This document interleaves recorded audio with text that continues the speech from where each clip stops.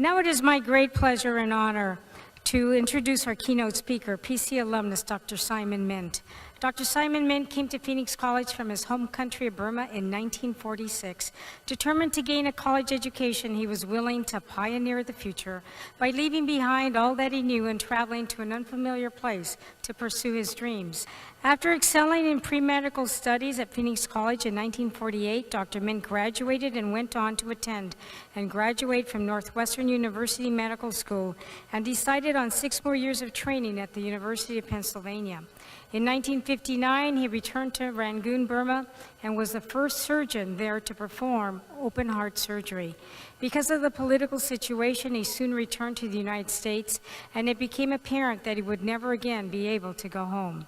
After additional surgical training at the University of Pennsylvania, he settled in Los Angeles and worked as a surgeon at the VA Hospital of North Los Angeles. He has continued as a teaching staff member there and also at the Martin Luther King Hospital in Long Beach.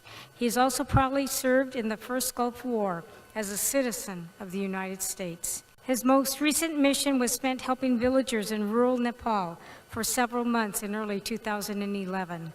We are certainly honored to have a person of his stature here with us tonight. So please join me in warmly welcoming him with a warm bear welcome back to Phoenix College, Dr. Simon Mint.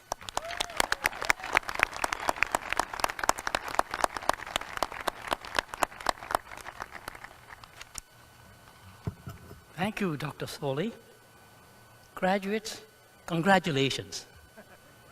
I am very pleased and honored to be here for your graduation as we celebrate the 90th anniversary of Phoenix College. 63 years ago, I sat with the graduating class of then Phoenix Junior College, never dreaming that I would be here tonight. PC will always be a special place to me, for it is here that I began my life's work. I arrived in Phoenix in September 1946, a thin 18-year-old boy from Burma, now known as Myanmar, dressed in American khaki army surplus clothes and combat boots, with $200, who knew no one and wanted desperately to become a doctor. Burma was struggling to recover from World War II and 3.5 years of overbearing Japanese occupation. We were shut off from the rest of the world and had only rice and what other food we could grow. The only available medicines were aspirin, quinine, and castor oil. There was only one doctor in town. We were at the mercy of plague, cholera, typhoid, malaria, and dysentery. I had malaria with high fever and violent shaking chills, which influenced me to go into medicine if I survived. We had no idea of what was going on anywhere in the world and had very little to read, not even a newspaper. But I found a yearbook of Phoenix Union High School. I had seen a reference to Phoenix Junior College when I looked through that yearbook. So I wrote a letter to the dean, Phoenix Junior College, telling him about myself and asking if I might come to Phoenix. In those days, most of the mail came by boat, and as time went by, there was no reply from the dean. Disappointed, I went to Lucknow in India to enroll at the college there, as the Indian schools were untouched by the war. When the dean's reply came to Rangoon, my father sent me a telegram, and I went back to Calcutta to find a ship to take me to America.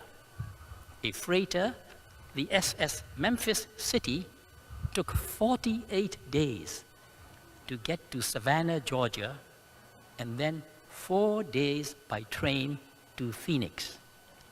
Dean Harry Wyman, without him, I would not have made it to this country. Classes had begun when I arrived, and I registered pre-med and struggled to get caught up and adjust to a strange new way of life. Success has not always been my reward, but I tried and learned from both success and failure. Even after so many years, my former teachers are still vivid in my memory, along with two great classmates, Robert Nocter and Steve Maness, who introduced themselves the first day to me, and they gave me much needed words of encouragement.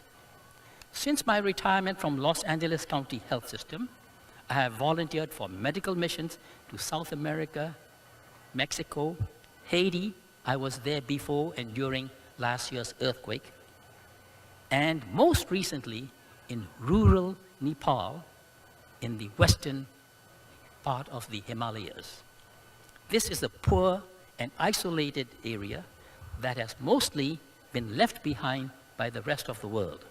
There is one flight a week in a small 20-seater plane from Kathmandu, if the weather is good and it can land on an open field. The villages have no electricity, no running water, no newspapers, and no land phones. The women, watch out, carry the water up the tortuous path. People walk everywhere as there are no cars or bicycles. Distance is not measured in miles, but in how many hours or days it takes to walk. The hospital is fortunate to have running water, indoor plumbing, and electricity supplied by a generator. There is no heating. Women use 4 layers of blankets in winter. Language is a problem, as few speak English. Nepali is the language, and the year is 2067, not 2011. I tried to learn some Nepali. In spite of the frustrations and hardships, I can help and do some good. Your slogan, "Go far, close to home," reminds me of myself, going far and still remaining close to Phoenix College. Dr. Soli, her dedicated faculty and staff have worked hard to provide an educational foundation you need for your chosen goals. Your choices are many and varied, whether you stay close or go far. Do remember those who contributed to your success along the way, and don't forget your Alumni Association, Bob Howell, Frank Luna, and his predecessor, Leonard Rodriguez, whose efforts have benefited the students and the college. Our experiences make us who we are. Use your stumbling blocks as stepping stones to success. Believe in yourself. We all wish you well. I recall a father who was asked by his famous comic book son, "And why do we fall?"